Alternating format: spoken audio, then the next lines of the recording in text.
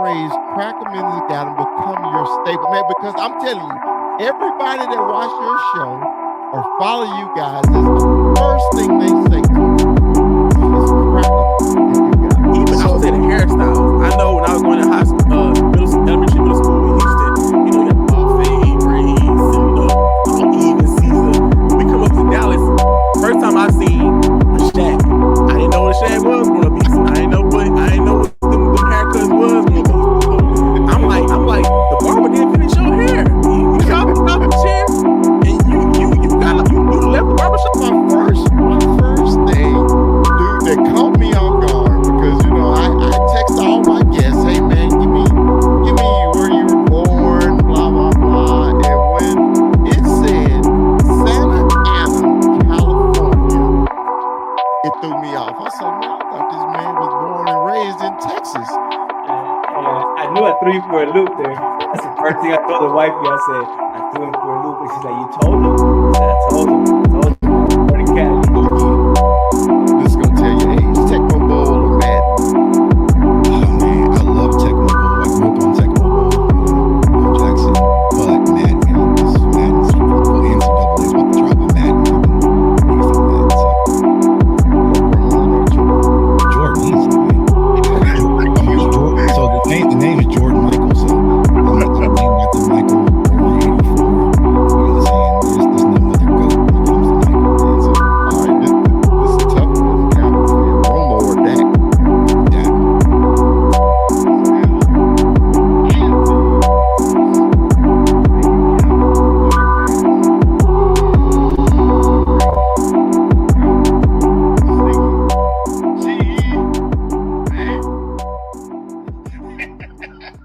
Hey, you know what? I couldn't have done it any better, Chris. I couldn't have done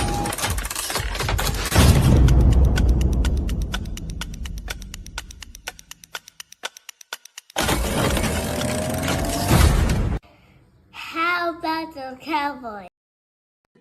All right. Welcome to Conversation with Chris. Say, man, I hope everybody's having a happy Sunday, happy Cinco de Mayo, and hope y'all stay away from the margaritas all day, man. They're gonna get you jacked up on this Sunday. But man, let's welcome, man, my special guest for today.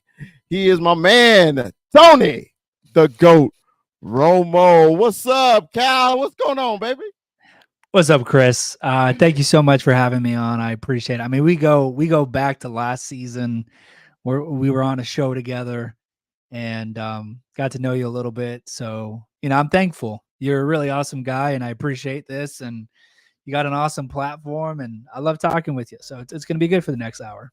Say, man, this is going to be awesome. I mean, because even in the pre-show, me and you talking, I found out things that I didn't know about you. And I mean, that's why we have these conversations, right? So sure. we could find out about each other. Okay. I started this platform, man, when the off season started, to basically get to know content creators. Okay. Because everybody know Kyle as Tony the Goat Romo. They know me as Dallas Cowboy Chris, and basically that's it. That's how they know us, Right. But I figured let's get in depth and let's know each other, because it's always a man or a person behind those tags, First of all, when Kyle, you caught my attention on TikTok. And I love his videos. I'm like, I love it. I said, your favorite phrase, objective and realistic cowboy fan. That's right. That's right. And some people can handle that, Kyle. Some people can't handle that, because with me being the objective cowboy fan, also I've been told, hey, you're not a true cowboy fan. You're not a real cowboy fan. Right. Right.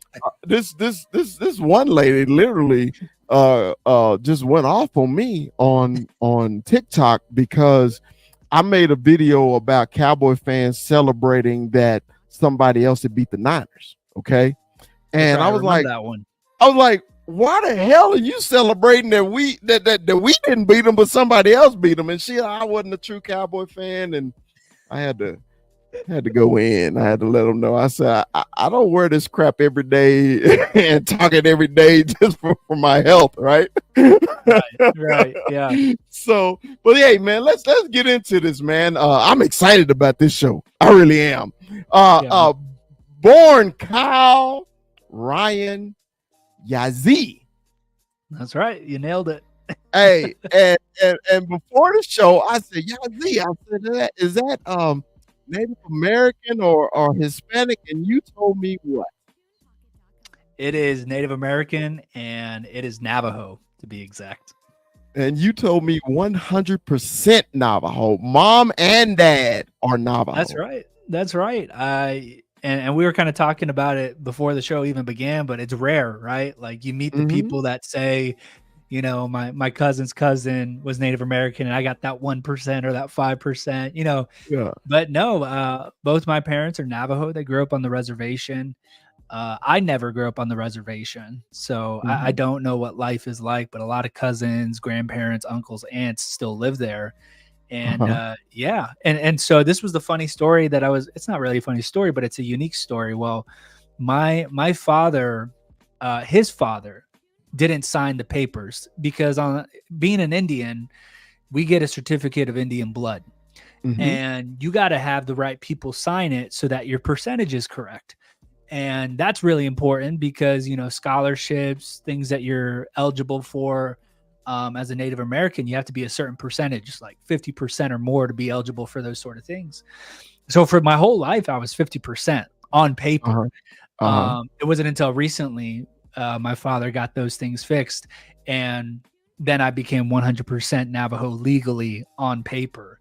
And now my kids are officially 50%. Their wife is not Navajo or Native American, but that was important because without those papers, they would be 25%. But now with those papers, they are 50%. And that's going to help them with scholarships, medical care, all that kind of stuff that us Native Americans get in the future. Right. Man, that's awesome, man. And I say you were born in Phoenix, Arizona. Okay? That's right, the Valley. in the Valley, man. So how was it raised in Phoenix, man? Well, I'll tell you what. So that's always been a tough question, and my wife gives me a hard time every single time because I grew up everywhere. I was born in Phoenix, but I probably haven't lived there more than a year. Okay. I could tell you I lived in Tucson, Arizona, which is like 3 hours south of Phoenix. I lived in Maryland on the East Coast twice.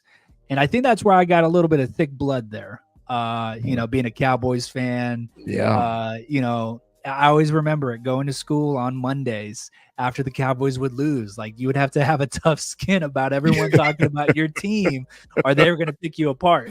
And I think, you know, that's probably where that unbiased and realistic fan of me came from is like, you know, people would try to come up to me like, man, your team sucks, you know, and I'd just be like, yeah, you're right. You know, I'm not even going to hide it. But, you know, I grew up in Maryland twice, just an hour or two outside of Baltimore. And then for a while, spent some time, you know, high school, college in New Mexico. So I've been everywhere, man.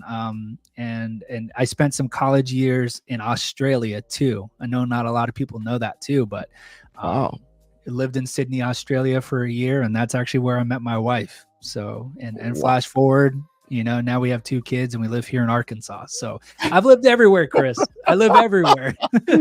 Say, man, you're international Kyle. Basically, that's what you are, man. Okay, so let me get this straight. I know I gave you a lot. Right? No, but I love it. I love it though, because from Arizona to New Mexico to Maryland to Australia to Arkansas. So basically, you know, you're well-rounded, basically, you know, because I say this because my wife worked in aviation and now we're currently living in Denver. And the reason we decided is because I was like, look, our kids are grown. We have opportunity to experience different things, okay? Different cultures in different parts of the world. Let's do it. So, you know, I get excited when I hear when people have lived several places, and especially in the world. It gives you a different perspective on a lot of things. The way you think about things, the way you live, the way you eat. I mean, there's a lot of things happen because when you move around, it opens up your horizon, of your ideas of life. So, That's and I'm sure exactly what it is. I'm sure that happened to you. No, that's exactly what it is, Chris. And, I grew up with two brothers. I have an older brother and a younger brother. And, we moved around a lot. My parents worked for the government, and that's why we moved around a bit. And, it's kind of like a fight or flight mentality. It's like either, you're gonna get too close to the people that you live there with temporarily, and it's gonna hurt when you leave, or you're going to adapt and be on your toes and learn quick and soak in as much as you can and be ready for the next opportunity. And I feel like I was probably that one brother that took that route. I mean, I'm never really too scared of a new opportunity, whether it's in my career or whether it's at school or whether meeting people. I love it. I love the new experiences. I love meeting new people. And it's definitely not something I shy away from. And I definitely try to put myself in those new experiences. And I think you're right, Chris. I think, for anyone that's listening, if you can, get those experiences to go to college outside or outside of your state or visit places that you've never been, it will pay off in the long run. You may not see it today. You may not see it tomorrow, but years from now, you'll understand people better. You'll communicate with people better. You'll understand yourself even better. It's all of those things. Man, and let's get into mom and dad. Okay. Are mom and dad still living? They are. Okay, that's awesome. They live in Arizona. They live in Arizona. And I'm actually going to see my mother this Friday, which we're pretty excited about. So awesome. So mom and dad 100%, and you said they grew up on the reservation. Did they tell you stories about that, man? How was their experience living on the reservation? So for those that don't know about the reservation, and I can only speak from limited experience because I never grew up there. I've only visited. I have my parents' stories. I have my grandparents' stories. Living on the reservation, which you're pretty close to in Denver, it's just in that Four Corners region between Utah, New Mexico, Colorado, and Arizona. It's definitely not the best of living conditions. It is its own entity. It's its own place out there. It's its own jurisdiction.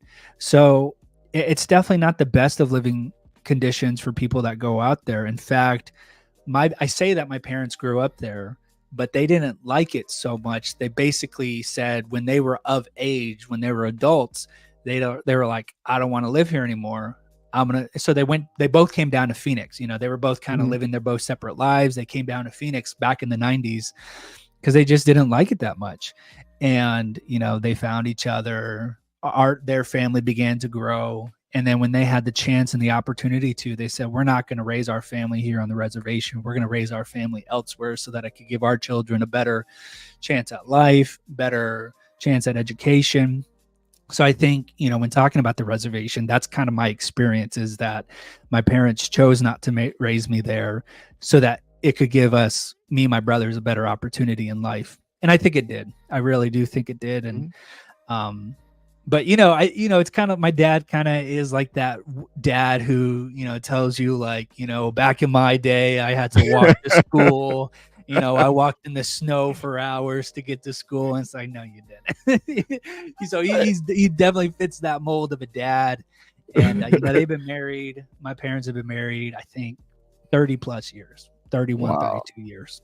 That's awesome, man.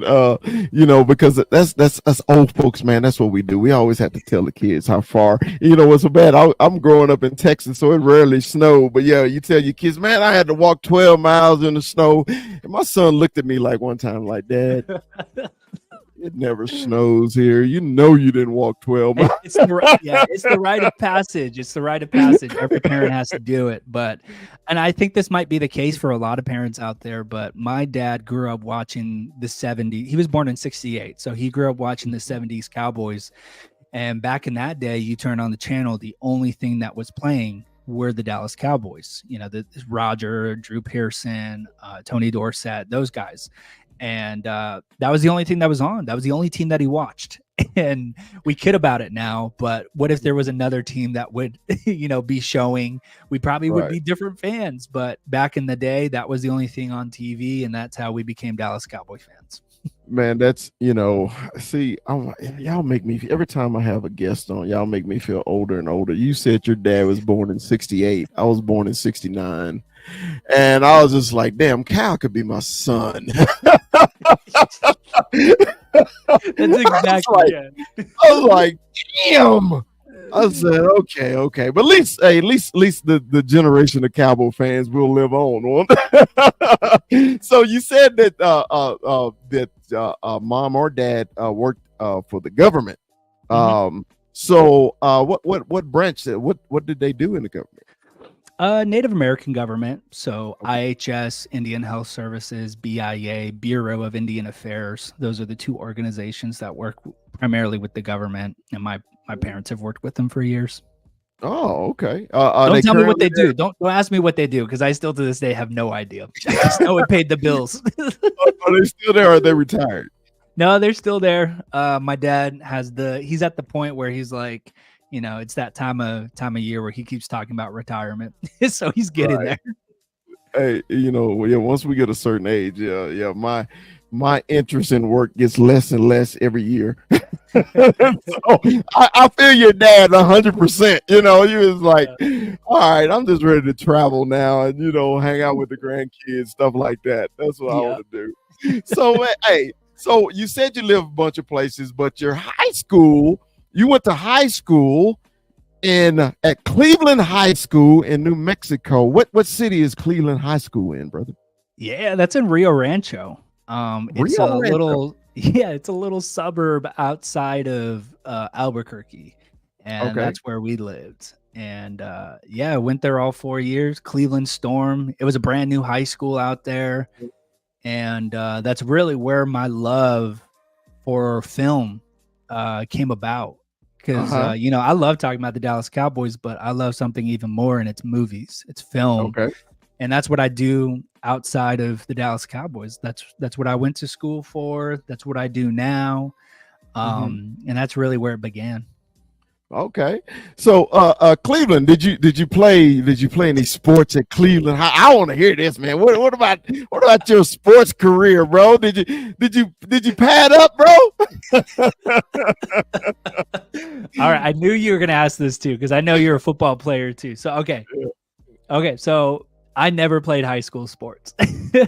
I never played. I wish I did. But I'll tell you, since we got the time, I'll tell you. Growing up in elementary school and middle school, I played flag football, because you want to get that acceleration, and the hope was to do like flag football, Pop Warner, transition to middle school, junior high, high school. And I'll tell you what, my dream always was to play. I always wanted to play. And I think, reality comes knocking on all of our doors at some point. And, it wasn't in the cards for me, Chris. I got the height, I'm 6'3", 6'4", but, I did not have the build back then. I was a skinny middle schooler and, could barely break, 120, 115. Right. And, so I found out real quick, because my middle school in Rio Rancho, they had just started a football team. And I'm like, here's my chance. This is where my career starts. So I pad up, and then I played a little bit of like tackle football when I was like in elementary school. And I was like, here we go, middle school. This is where my career starts. And it couldn't have gone any worse. It was terrible. I tried out for quarterback, because that's what I played in flag football. Coach was like, you're not going to be a quarterback. So he's like, okay, you're a little bit skinny. You got some speed. Let's try you out at wide receiver. And I kid you not, this moment actually haunts me to this day. I think about when Tom Brady says you have one chance and don't mess up that chance. This was my one chance. My coach told me in practice, because we were trying out wide receivers, and he told me to run a slant route. And this cornerback was playing press coverage on me. I run the slant, I dig in, I go out to run the slant. I ran a good route. Quarterback throws it right here in between the hands, just bounces right off my hands, and I drop it. And then the coach was like, "That's it, you're defensive end." Wait a minute. Wait a minute. He only gave you one shot. One Only shot. one shot. And I really wanted to go back and try it again because I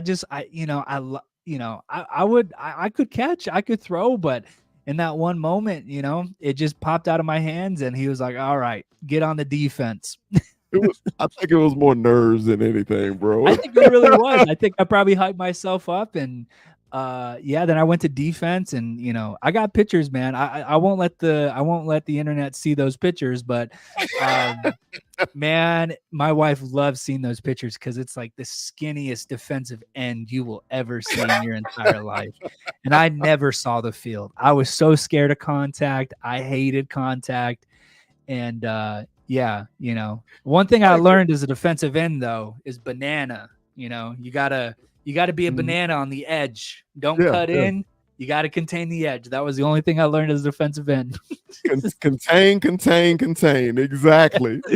But outside of that, I played basketball. I love basketball, man. I love basketball. I still play to this day. I play with a bunch of college kids at the University of Arkansas.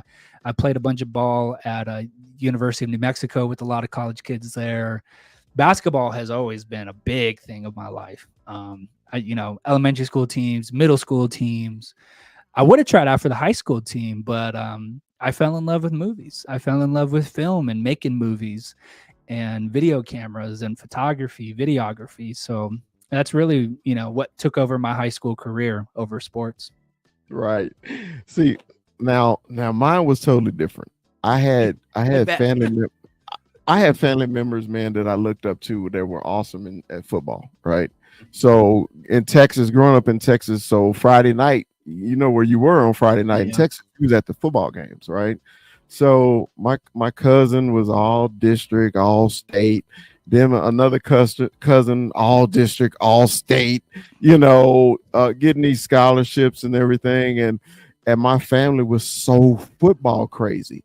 And it was just like, what is Chris going to do? Chris is going to play damn football, So on Saturday mornings, we grew up in on the poor side of town, aka called the hood, and it was the projects, and it was an apartment complex called Prince Hall, and we stayed in Prince Hall apartments, but it was a big park in between both.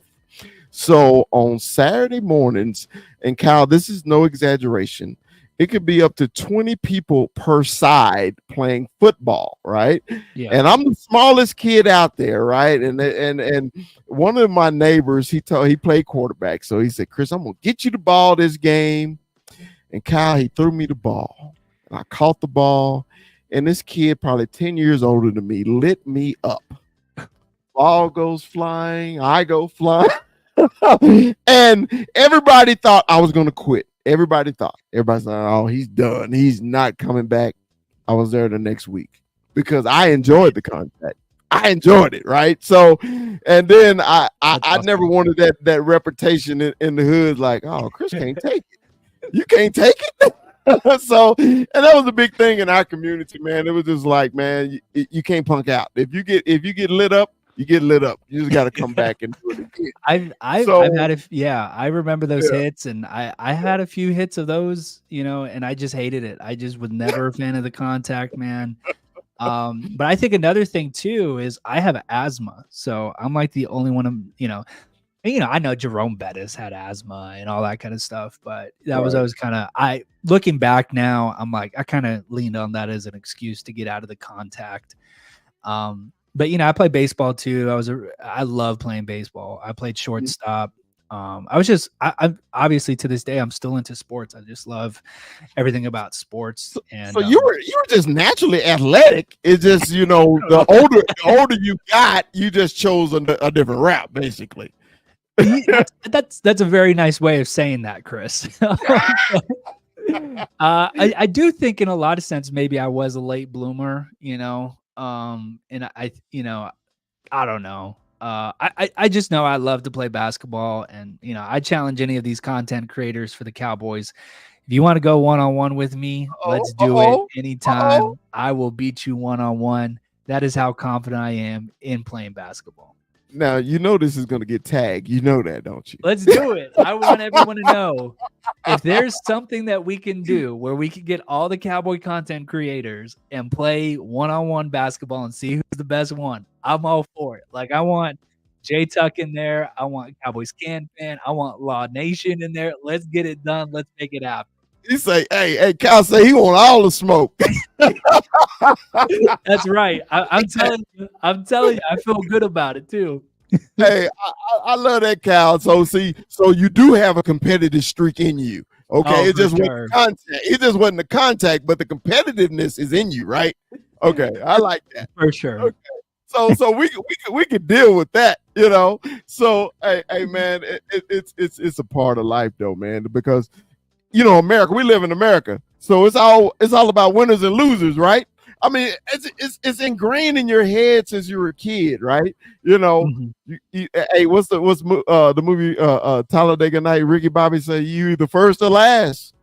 So There you go. you know, Yeah. and then when people talk about the Cowboys not winning, all the time, and I was like, well, shit, it was 32 teams didn't win this year either, right? So you either first or you last, so it really don't matter. Yeah. Oh, hold on. I'm sorry. My wife is in. Hey, baby, I always gotta be smooth when she pops in. Hi, honey. She got mad at me last week, man. I didn't say anything to her, so I had to make sure I said it this time. But hey, that's a perfect segue, man. About your wife, Miss Emily. You said you met her in Australia. Is she Australian? No. So that's, you know, when I tell people about Australia and I tell them that I met my wife there, that's always their second question. Is your wife Australian? No, she's from the South. She's from Arkansas. Okay. And that's what brings us here. And you know, we can even go deeper, Chris. You know, we met at Bible college. I was in between my years at the University of New Mexico, and I took a break. I wanted to go to Bible college, and so we went to Bible college out in Sydney, Australia. And I went from New Mexico. She came from Arkansas. Didn't know each other at all, but we met on that first day that we were there. And you know, one thing became another, and you know, now we're married 5 years this July, and we have 2 kids. Man. All right. Now I'm curious about this. Why did you choose Australia for Bible college? Well, there was a church out there. It's kind of this, at the time, it was this world renowned church called Hillsong, and they had a college out there that they were doing. And yeah, I was just like, it's kind of like you always want to learn from the best, you know, Right. whatever field that it's in. And at the time they were the best. So I was like, let's go out there. And it was kind of like a 2 birds with 1 stone situation, because it was, I get to learn from the best, but also I get to experience something I never have before. And that's living internationally. And so, you know, I did the big flight out there, the 12-hour flight. I lived out there for a year. You know, some of the students came back and, you know, saw their families on the break, but I was like, no, let me just go out there. Let me go on my walkabout and 1 year out there, and, you know, let me get to know pretty much who Kyle is and rediscover who I am. And I think a lot of what I've learned in that year still carries on to this day. Man, were the parents supportive of the Australia? That's a good question. So my parents, I told you, you know, and you could probably relate to this as a parent as well, but you know, you want what's best for your kid. And, you know, when your kid comes up to you halfway through their college degree and says, I want to go to Sydney, Australia, you kind of have a hesitation for a moment. You're like, what are you doing? You're halfway, you know, are you throwing this away? What are you doing? You know? So I think there was that reservation there. From my mother. That was my mom's job. She's very strict even to this day. And she was like, what are you doing? You know, like, we gave up so much for you guys to have an opportunity. I feel like you're throwing this away. You know, you either, you know, got to be in school or you got to have a job, kind of that mentality. Right. My dad, though, has been very, very supportive of, I think, anything that I've tried pursuing. I told him that I love movies and I want to try making movies. He bought me a camera. I told him that I wanted to be the starting quarterback for the Dallas Cowboys one day. He went out, tried to find me the right size helmet. I tell him, at a young age, I want to play basketball. I want to be in this, what's your shoe size? Let's go get some hoops done. So my dad was incredibly supportive when that decision came. And at the time, he gave me some really good wisdom about, chasing things in the unknown, and, it pays off. And I'll tell you this, Chris, I was very unsure about it. It was a big decision, jumping out of college for a year and going someplace I'd never been. I was really unsure about it. And for a moment I didn't want to go. I told him, I was like, I don't know if I want to go. I don't know if I want to do this. And then my dad gave me a lot of wisdom and encouragement that ultimately encouraged me to go to Australia. And, I thank God and I thank him for that encouragement and that conversation that we had that one day, because it was because of that conversation I moved there. I met my wife, Emily, and now we have 2 kids. I think a lot. I think about that moment a lot, and I'm thankful for that moment a lot. So, So, Bible college. So this is basically, you lead me to, apparently you are a religious guy. Okay. I try to be. Okay. Well, most people shy away from religion and politics and everything. But, when you brought up Bible college, I'm like, of course he has to be religious. I don't think people go to Bible college just to see what it's about. Yeah. So was religion a big thing in the family? Or mom and dad super religious? Growing up, absolutely. Yeah. It was the big thing of why we didn't, continue life in the reservation. It was to grow up in a Christian home. And, again, I think a lot of that upbringing for where I am today, and it's still a big thing in our family right now. I was a kids pastor. I was a youth pastor, and I enjoyed a lot of it. And, I spoke, I preached, I wrote a book on Christianity. It's on Amazon right now. It's called Chase the Whisper. And I had the opportunity to talk about that book for a long time. And, it's a part of my life. And I don't think we all have to go to church to be religious, but I think if it's just a part of your life and your morals and your values, I think that's important. Treat others as you want to be treated. You just dropped another bomb. You are an author. You've written a book. I have, yes. how many cowboy content creators say that they actually written and published a book? Not me. Yeah, there we go. So how old were you, man, when you wrote your book? I wrote it in Australia. I never wanted to be an author or felt that I wanted to write a book, but it was a lot of the experiences that I was having in Australia that had me sit down and decide to write something about chasing your dreams and fulfilling your dreams and finishing what you start. And I did, and so it is out there in the world, and it holds a lot of dreams and aspirations that I've had I want to say it was 2016. It was Dak and Zeke's rookie year. So 7 years ago, I was probably 19 or 20. Wow. So what gave you that motivation to write a book, brother?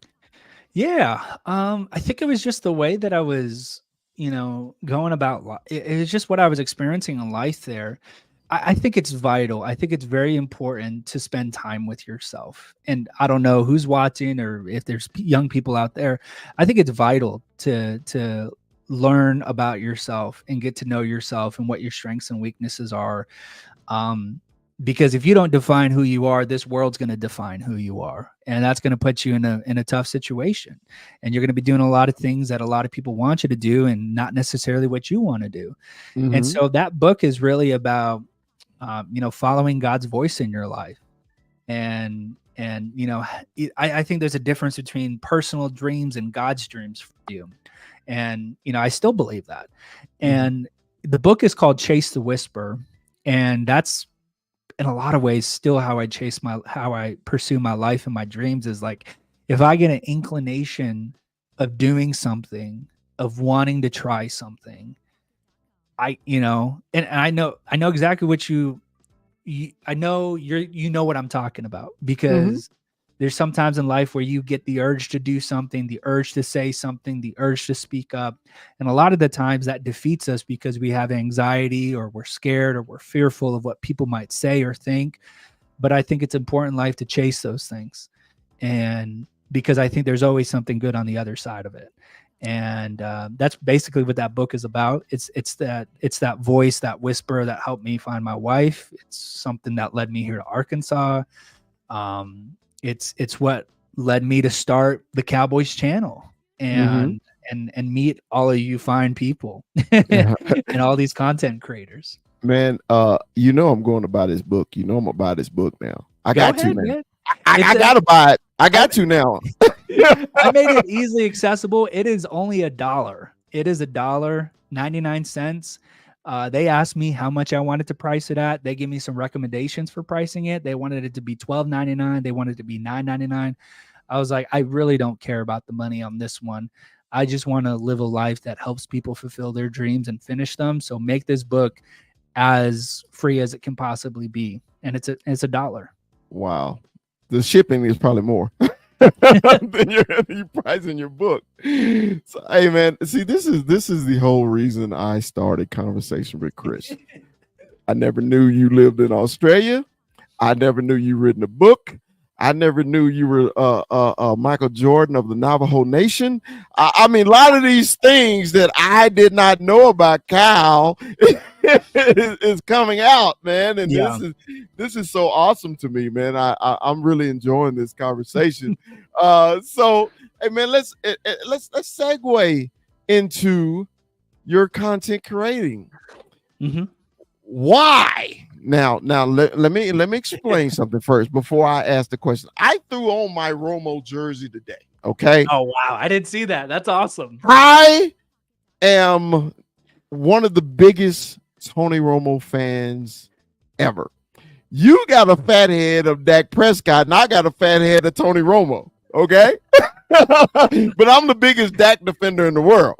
Sure. But right. Yeah. How and why did you come up with the name Tony the Goat Romo? And I'm gonna be quiet. I'm gonna let everybody hear this. I don't want no interruptions. You go right ahead.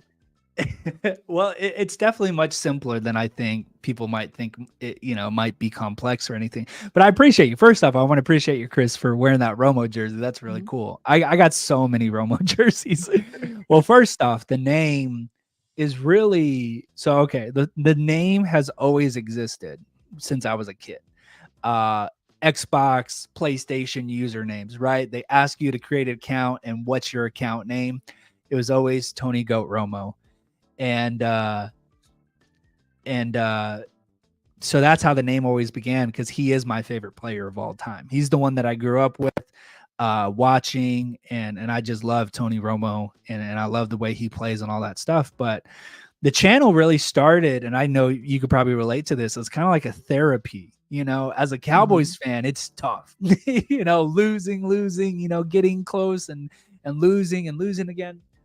It really started out as therapy, was really just like, I got so much to say, and I just want to get in front of a microphone. I don't know who's watching. I don't care who's watching. I just want to get in front of a camera and speak my mind so that I can get the anger or whatever emotions that I have off my chest, and then I can go be with my family. And then I don't have to talk about it or anything like that, or regret anything I'll say or anything I'll do. Not that it's that intense, but that's really where it began. And I started doing that weekly, and one thing became another, and it's kind of grown into this thing that's kind of basically part of my life now. So Romo was your quarterback, like you growing up and you falling in love with the Cowboys. He was your guy, because my guy when I was growing up, because I always tell my age, was Harvey Martin. All right. Former co-MVP of the Super Bowl, should be in the Hall of Fame. He had the original all-time sack leader. Forget what Michael Strahan did. He didn't do it. Harvey Martin did it. Okay. Right. Anyway, I'm on that soapbox about him being in the Hall of Fame and in the Ring of Honor. I'll let it go. It's a good So, point. so your man was Romo, okay, and my man too. And I tell people, man, who once Tony retired, he started getting all this love from Cowboy fans who hated him. And I always tell people who always try to get rid of Dak, you're going to regret it, because the same way you feel about Romo is maybe the same way you feel about Dak if he goes somewhere else. So I always tell people, be careful about what you wish for. Right. But Romo was your guy, okay? He was my guy. I loved Tony. I loved his personality. I loved the way he played, because to me, he was a cross between Roger Staubach and Brett Favre. I mean, before Romo got there, we didn't have no fearless quarterback. Right. Tony became that fearless quarterback. So was that the reason you fell in love with him, because he was that fearless guy, or you fell in love with him because you remember those 17 quarterbacks before Tony Romo? Yeah, and that's a good question. And my first quarterback was Quincy Carter, and I love watching. I'm so sorry. Well, here's the thing, and I think this is why, this is why I'm a Cowboys fan for life. I didn't fall in love with the Cowboys for Quincy Carter or Bill Parcells at the time, or Troy Hambrick, who was running the ball, or Joe Galloway, or any of that stuff.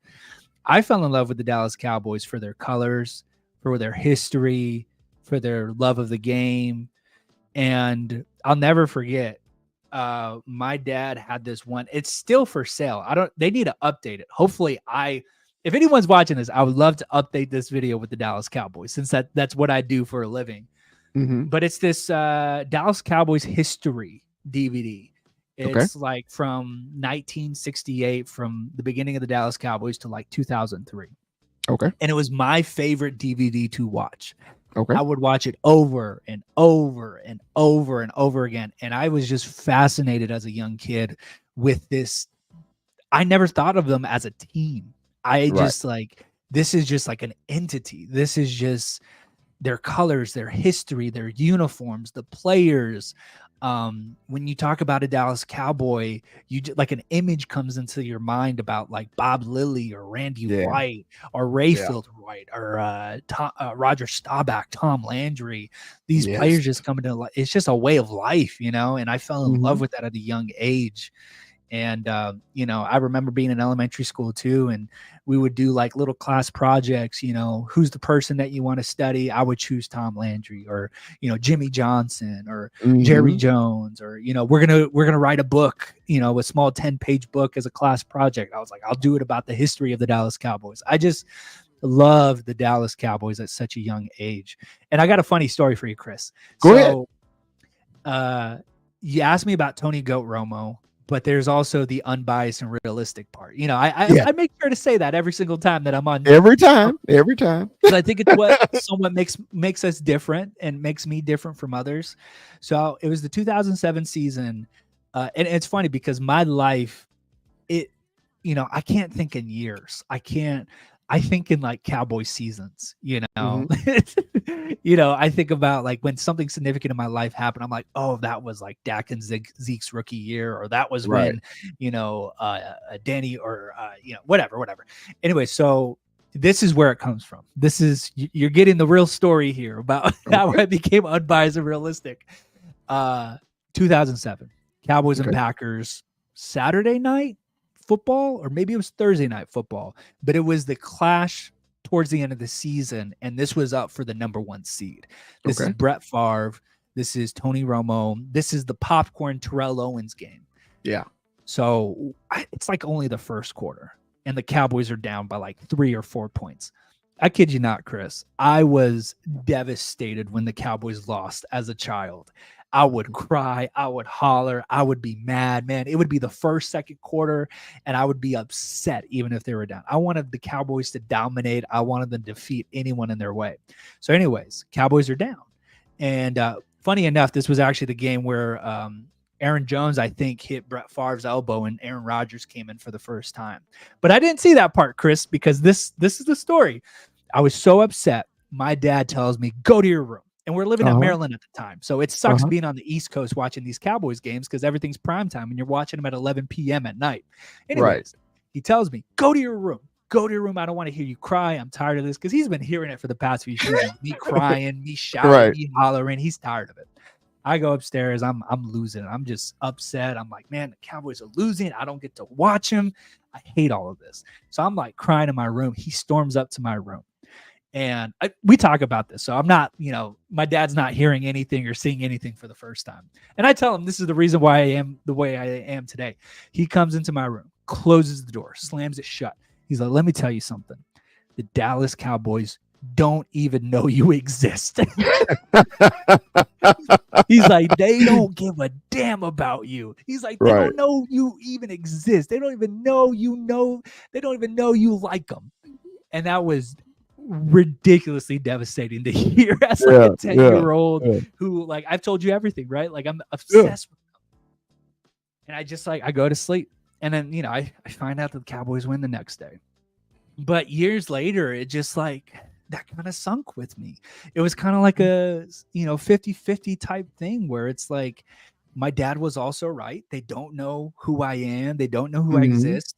But also, I think it was how to approach sports maturely in life. Right. They'll let it consume you where, you're throwing the baby or kicking the dog or anything like that. So, growing up, I would just always see things, someone would come up to me, man, Cowboys suck, man. They had a bad game, man. Tony Romo's overrated, man. Jason Garrett sucks. Jerry Jones should sell the team. I'm like, you're probably right. You're probably right. Yeah, they are bad. They are 8-8. Yeah, we probably need to be looking for a new quarterback. Yeah, Jerry Jones hasn't done a great job. Yeah, Jason Garrett should have been fired years ago. We need to find somebody. And I think that just kind of bled over when I started doing content, and I could just see things without. And, I grew up in 96. The last Super Bowl the Cowboys won was in 95. So that's why I don't have that image of the triplets in my head, even though I know they're great and amazing. I never saw them play together.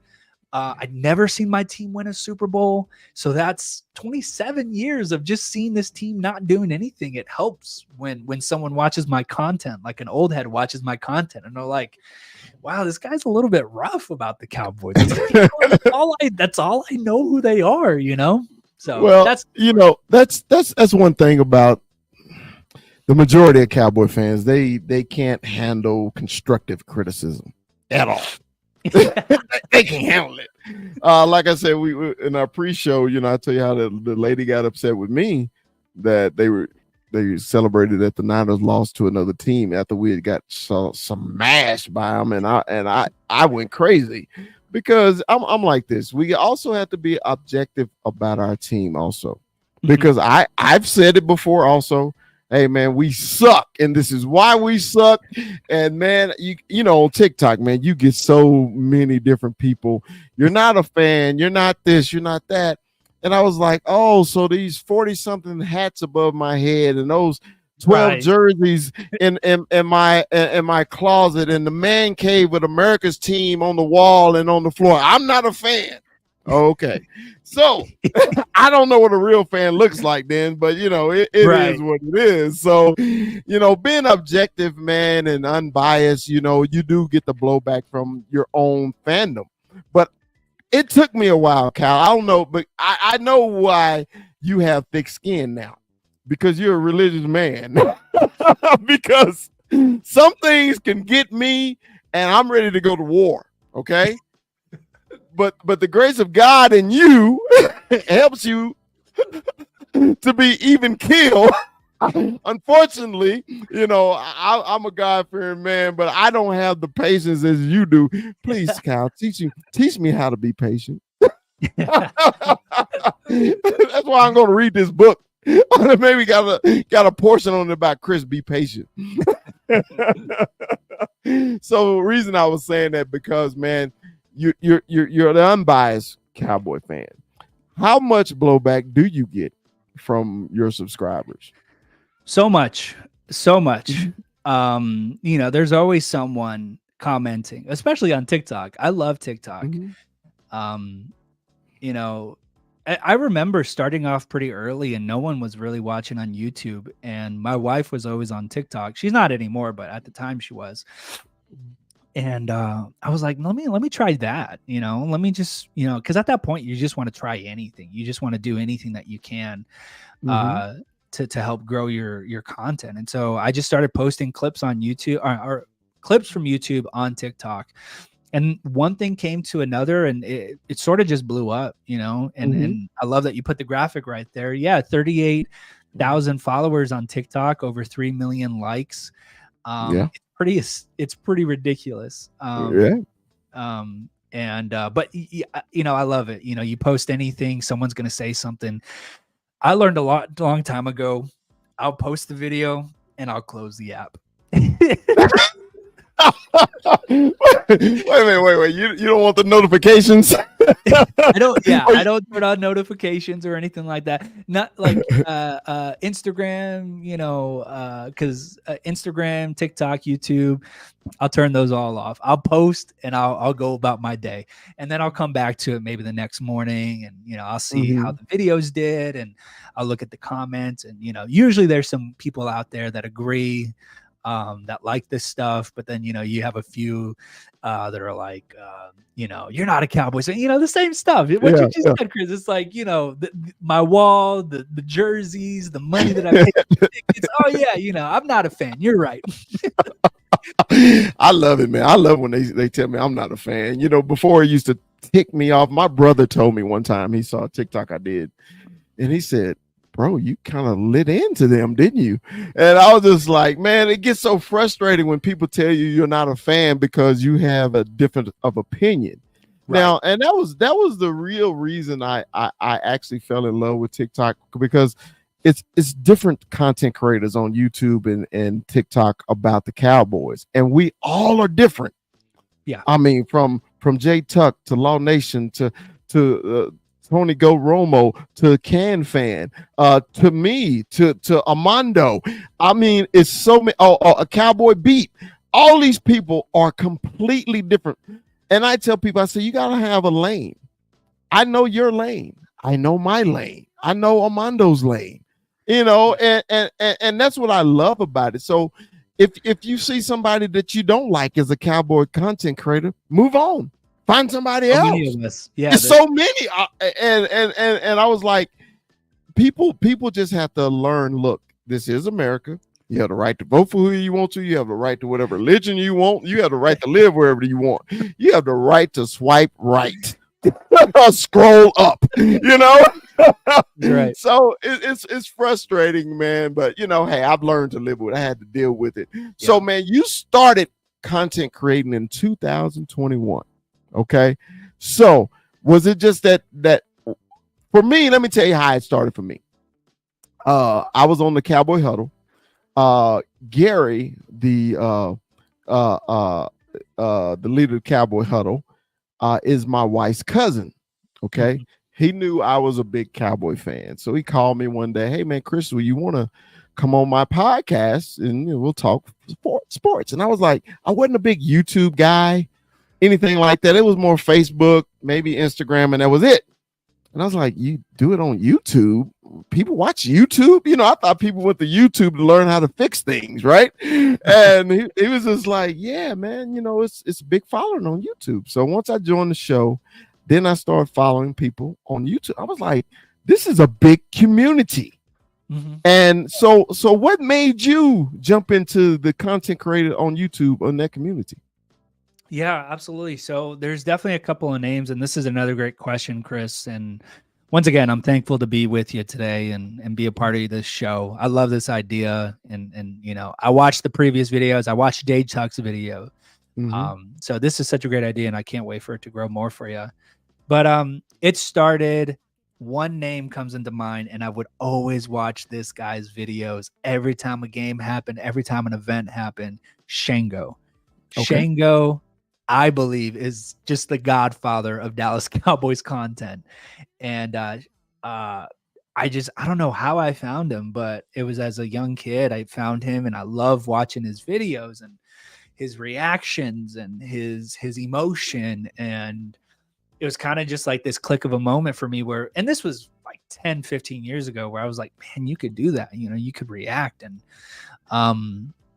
it wasn't until later that I saw other people do content differently. Kind of like you said, there's each of us do different things different ways. And that's what makes our community as cowboy content creators so vibrant and unique. I discovered Law Nation, and I haven't met Shango or talked to Shango yet. Hopefully that day will come where I can say thank you. But Law Nation, I used to watch him, and I've been fortunate enough to have a conversation with him and exchange words. He's so awesome. And then J Tuck was one of those two. Saw one of his videos, and you know, we know each other like on a DM basis. You know, I'll send a message to him. But he was great also as well. But that's what really kind of got me thinking that you can do this. This is something you can do. And I started the 2021 season. You know, I did not have the equipment that I have right now. And you know this as well, Chris. When you start out, sometimes you're starting out with nothing. Just a cell phone. Exactly. And I think sometimes, you know, you watch all these other content creators and you look how good their shows are, but it did not grow like that. It did not start like that. And it grew over years, grew over months, however long it took. But for me, I just knew, back to that whole chase the whisper mentality, I was like, I just got to start, because if I don't start now, I'm going to keep putting it off for months and months. And you know, it's the start of the year, so there's no better time to start right now. And I'm really excited because my first video was the predicting the season schedule. And it's something I look forward to every year when that schedule release comes out. I'll make a big video, 20, 30 minutes, me predicting the season. Schedule release comes out this Thursday. I'll be doing it again this year as well. But that was my first video. I posted it. It was with my iPhone. I didn't know how it was going to look. I didn't know how it was going to sound. But I was like, I got to start. And I'm so glad I did. And, you know, it's a grind, man. The seasons are a grind. Pre-game stuff, live stuff, post-game stuff. Man, it is, doing this content stuff is not for the lighthearted. You know? No, I had to learn that too. It requires a lot of time, a lot of effort, a lot of consistency, a lot of sacrifice from yourself with your time, a lot of support and sacrifice from your family as well.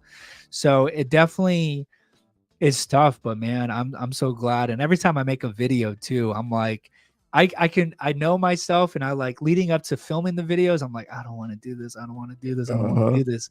And then I do it, and I'm like, I'm so glad I did it. I'm so glad I did it. And you do that for 17 weeks of the football season. You do it for 18 weeks of the football season. And each week goes by, each game goes by. And I love doing it. Like I said, it's a part of my life now. And that's where it really began. And, you know, I love doing it. Best part of it, though, has been meeting everyone like yourself. Meeting the community that we have and just sharing that. It's been really an awesome part of it. Man, I'll never forget when I started. I started on Facebook. Okay. Dak and Zeke rookie year. This is when Tony got hurt. And I was like, man, this is going to be a long season. I want to document this. This is exactly what I told myself. I said, I need to document this. So the segment, and I still do it, and I just moved it to TikTok now. During the season, I call before and after the game, 60 seconds with the Cowboys. Okay. Yeah. And I give the prediction of the game. And then after the game, I give you my unbiased reaction of the game. Right. Yeah. And I started it, and it was just only on Facebook. So on Facebook, it's just really friends that you have. There's no strangers, you know, just friends, you know, from high school and, you know, growing up and, you know, and one week I missed and a friend called me, say, hey man, where's 60 seconds with the Cowboys? What's going on? And I was like, you enjoy it? He said, I watch it every week. I said, but nobody ever comments. He said, dude, I watch it every week. And when you didn't post, he said, I thought we were going to lose. And I said, I stopped because, you know, when you had that feeling that nobody's watching, right? Okay, all right, and you like, man, you get discouraged. Just like when I had the conversation with Jay Tuck. Jay Tuck said his first 2 subscribers was his kids upstairs watching his YouTube account. And he said, and he just kept pushing and kept pushing. And I was just like, you know what? I'm glad I never stopped, because now it's helping me work a little harder to get, since I'm not on the huddle anymore, we're on the Cowboy Up podcast, we're starting from scratch again. So when you start from scratch, it's really hard. But I also wanted to do it in the off season, because that's when you put in the work. Because when the season starts, it's going to be 1,000 content creators out there saying what they got to say. But I figured if I put in the work now, everybody be ready, and I'll be ready for the season. So this is my question for you. This is the only Cowboy question I have for you today. Okay, because everything was about the getting to know you. Right. How do you feel about this all season for the Cowboys? Wow. Yeah. I really tell you that I think the shift, I had a shift at the draft. I don't think we had an amazing, terrific draft, but it was a good draft. I like our draft class. I like our picks, but it wasn't, mind blowing or anything like that. But before that, the draft has really made me optimistic. And I'm glad that you asked this, because I do have to figure out how I feel before that schedule comes out on Thursday to make up my mind about this team. Because I'll be honest, I'm still in a little bit of a fog right now. Right. I'm still in a little bit of fog about this team. But everything from the playoff game up until the draft, I could not stand. I could not take it. I was annoyed. I was frustrated. I know Jerry really likes to move the press and move things that way.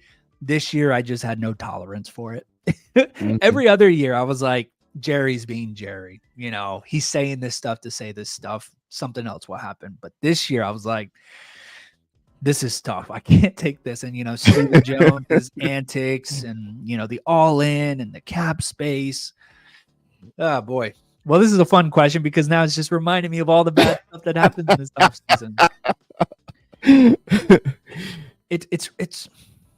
It's really hard to say where this team is. And I think at this point last season, this team had a vision, right? They knew they needed to at least beat San Francisco in a playoff game to get to where they needed to go.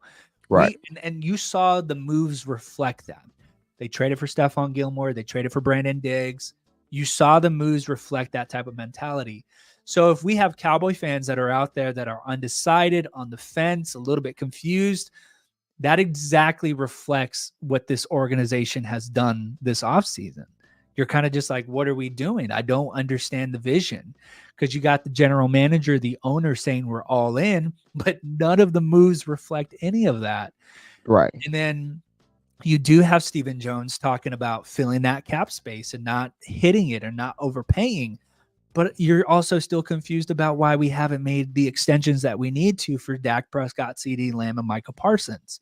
So you're equally just as confused.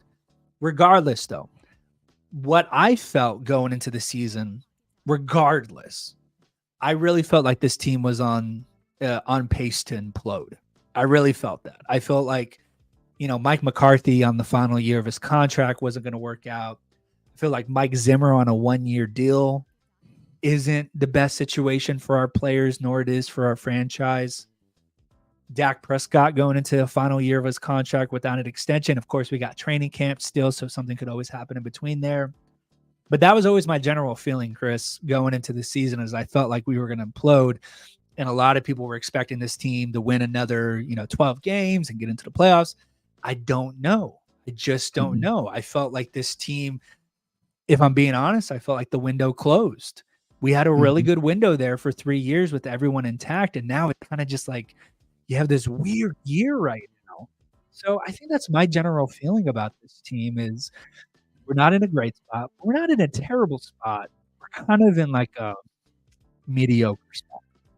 And yeah, it sucks to be in that realm too. You want to be overly confident, but you can't, just because of all the lack of movement and the lack of information that the Cowboys are giving us right now. I mean, it sucks. But I didn't want to get into the Cowboys, but I had to ask you that one question. Yeah, I'll be cheering them on just like you every. I mean, like I fell in love with the Cowboys when Quincy Carter was our quarterback, and this year's no different. I'll watch Uh, every game. I'll be there, and every second. exactly. Every It's just second. being a Cowboys fan is a way of life. But we will Mhm. see.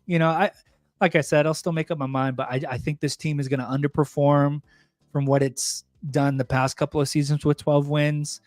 I would say they'd be lucky if they get 10 wins. All right. We'll leave it at that. Now, I always love to end our show with the great either or. Let's go. I always thought this is a fun way. Hey, man, it's a secret way of knowing Kyle even more. Okay, so we got 20 questions. It's either or. These You ready? are some of my favorite questions. Like I love the either or. Like pick this or that. I love them. So I'm ready. All right, Cal. First question: 1st and 10 or 4th and inches? 4th and inches. Man to man or zone? Man to man.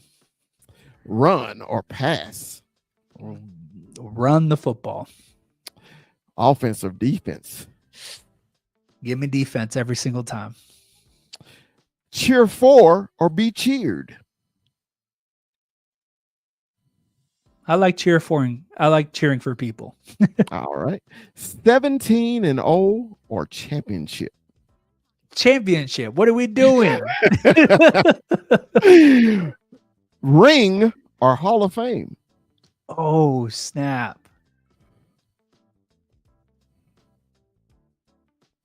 Man, you got me on this one. Ring or Hall of Fame? These are good questions, Chris. Ring or Hall of Fame? I'm going to go Hall of Fame. I always go Hall of Fame because you get a Hall of Fame ring too. So you get both. Ring is a team accomplishment, of course, but a Hall of Fame is like you changed the game. Exactly. And that's the way I think about it. All right. To play the game or to coach the game? You're talking as a failed athlete. I'm going to say coach the game. Mountains or beach? Oh, mountains. Truck or car? Car. Grass or turf? Turf. Indoors or outdoors? Indoors. I know this next answer. TV or movie? Movie, but TV's getting there. TV is getting there, man. You can watch TV all day sometimes, but movies. All right. Baseball or basketball? Oh, I love both of them, really. I love watching them. Because of the head state I'm in, I'm writing a movie, and because of that, I got to say baseball right now. See, you got another secret, man. You write movies. Come on, man. We at the end of the show. Well, we're gonna have a conversation again. This is our first conversation. We got to have several more because you got a lot of things to talk about, Kyle. Beef or chicken? Oh, that's another good one. My wife and I, we have the conversation. I feel like beef makes you feel sleepy a little bit, not so good. Chicken every time, though, gives you that protein. Makes you feel energetic. Beef is steak, too. I'm going to go with steak. I'm going to go with steak. I'm going to take the beef. All right. Tecmo Bowl or Madden? Ooh. It would be Madden. I love Madden. But I used to play... I forget what it's called, but you remember the handheld one? Yeah. Is that Tecmo Bowl? Is that Tecmo Bowl or? That's the Game Boy. No, it's not the Game Boy. Football handheld. What is that game? Electronic football, Mattel. Oh yeah. The one with the little dots. Yes. Yeah. Before I play, I love that one. You could play 2-player. My dad and I would always play that one back and forth. So right. But I do like Madden. I do a lot of Madden content, so I love Madden. So this is going to be a good one since you're a basketball fan. Jordan or LeBron?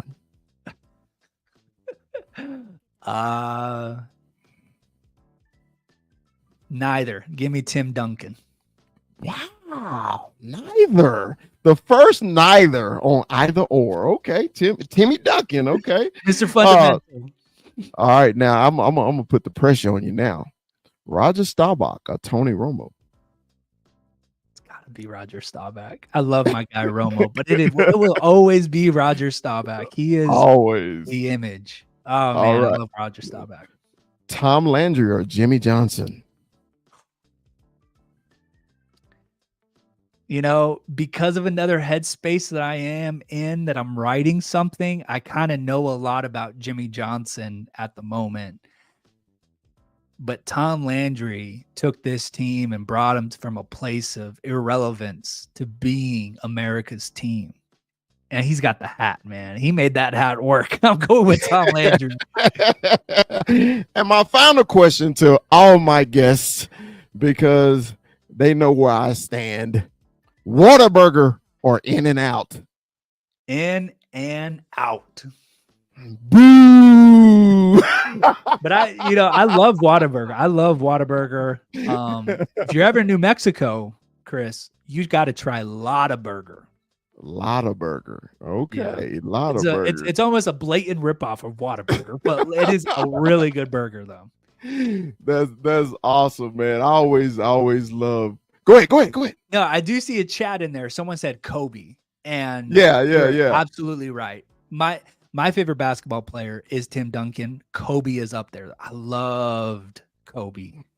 Oh man, I loved Kobe. I'm a Phoenix Suns fan. I hate what Kobe did to us so many years, but I loved his game. Oh man. Yeah. Man, she hit it right on the head. It's always Whataburger. 100. What's your go-to order at Whataburger? Number 2, that's a double meat with cheese, grilled onions and jalapenos, with a side of onion rings instead of fries, with a Sprite. Let's go. I'm hungry. Whataburger's just down the street. Whataburger's just down the street. I think I know what I'm having for dinner. Hey, man, you know what you got to try, Chris? You got to throw some green chili on that. If you ever come to New Mexico, you got to throw Whataburger offered that burger with the green chilies too. And I've never, I know that's a big New Mexico, Arizona thing is green chilies, right? I've never had green chilies on a burger yet. And but I love jalapenos on the burger, but I never had green chilies on the burger. Jalapenos are good. You're right. But just try it once. Let me know what you think. And it's rough here, man, because there's no Whataburgers in Colorado. Well, they are in Colorado. It's only one. It's in Colorado Springs, but I'm in Denver. So Colorado Springs is an hour and a half away. And I was just like, that's the one drawback about being in Denver. I can't wait to get back to Texas. But I love Colorado. I spent some time in Colorado. My best friend, my roommate in college was from Colorado. So I'd always go up there near Colorado Springs. Boulder is beautiful city. Beautiful city, man. Beautiful. I mean, Colorado is amazing. You can literally choose any hill, any mountain, climate. You'll get views for miles. Exactly. The grandkids had their first experience to Colorado a couple of weeks ago, and we took them up to Lookout Mountain where Wild Bill is buried, and they loved it. They were just so overwhelmed because they wanted to see snow, and I was like, well, it's not going to snow anymore. But then a week later, guess what happened? It snowed. Hold on. Yeah, so it's funny. But hey, man, thanks for joining. Hold on one second. Hold on. Yes, honey. Kyle, my wife wants to know the name of your book one more time. Chase the Whisper. Chase the Whisper. Okay, because I think she's trying to order it right now. But Kyle, man, do you have any final thoughts before we get out of here today, man? First of all, thank you for joining me, man, on Conversation with Chris, man. This is probably one of my favorites, man, because when you learn so much about people who are open to willing to talk about themselves, instead of dragging it out there, you were right there with it. I appreciate that, brother. So you got any final thoughts before we get out of here? I just, I feel so honored that you would ask me and think of me interesting enough to hold a conversation for an hour about this. So hats off to you, Chris. I mean, from the first time I met you, you're so unique in your voice and your wisdom. Obviously, you know the game of football really well, and you know Dallas Cowboys football very well. And, I respect you as a fan, respect you as a content creator, and just have the utmost respect for you as a person. So, I really appreciate your time. And your willingness to do this, and for all the people that are watching, like follow Chris over me. You know, he's so good with the content. Subscribe to his YouTube, follow him on X, Twitter, TikTok, Instagram, you name it. He's probably on it. Like, go follow him. He's the real deal. And this is awesome. I felt honored. So I really appreciate it, Chris. Awesome, man. Hey, my wife pulled the book up, man. She saw it was a young cow. You were pretty skinny there, brother. You were pretty skinny. Hey, I was like, 8 years ago. 8 years ago. Yeah, it was like, hey, yeah, when you're married with kids now, hey, you don't eat out as much, you know, you get them home cooked meals. But Cal, hey man, appreciate you, man. Everybody, man. Oh, real quick, shout out your YouTube account and your TikTok account again. Yeah, Tonythegoatromo, YouTube, TikTok, Instagram, X, on all of those platforms. Come hang out, and it's gonna be a lot of fun. I got a video coming out this week predicting the whole season that's to come, so it's gonna be a lot of fun. That's awesome, man. This was great, man. Appreciate you, man. Thanks for everybody for tuning in with Conversation with Chris. We'll see you next time. Peace.